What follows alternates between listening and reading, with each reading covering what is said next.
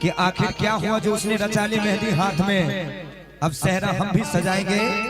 मुझे पता था कि रिया बेवफा निकलेगी। चलिए अब इसकी छोटी बहन को हम पटाएंगे। आइए एक सैड सॉन्ग की फरमाइश। हमको लगता है मंच पे ज्यादा हम सब सैड सॉन्ग सुनता है। एक बहुत ही अच्छा सैड सॉन्ग है, अभी नया नया आया प्रमोद प्रेमी भैया का। ना दिल दिले रहती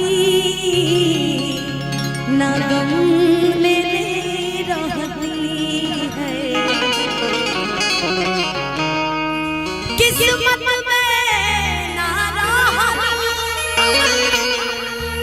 पहले ना हमसे कहल, प्रेमी धारा में ना बहती, ना दिल दिले रहती ना गम दिले रहती, ना दिल दिले रहती ना गम दिले रहती, किस्मत में ना रहलू पहिले ना हमसे कहलू, प्रेमी धारा में ना बहती, ना दिल दिले रहती ना गम दिले रहती, ना दिल दिले रहती ना गम दिले रहती।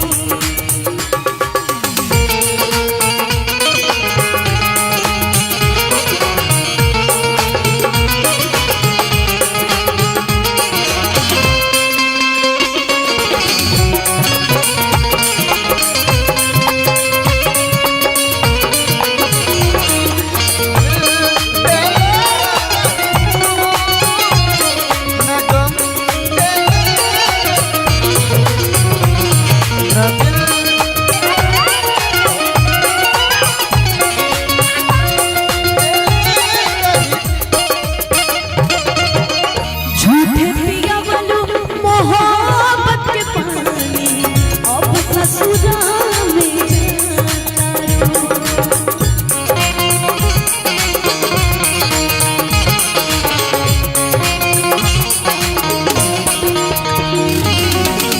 लागल बच्चा पे वफाई के देह में, तू नहीं जानी को बुलाता रू,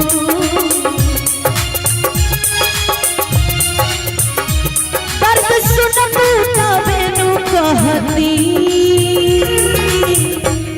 ना दिल दिले रहती ना गम दिले रहती, जान दिले रहती ना गम दिले रहती।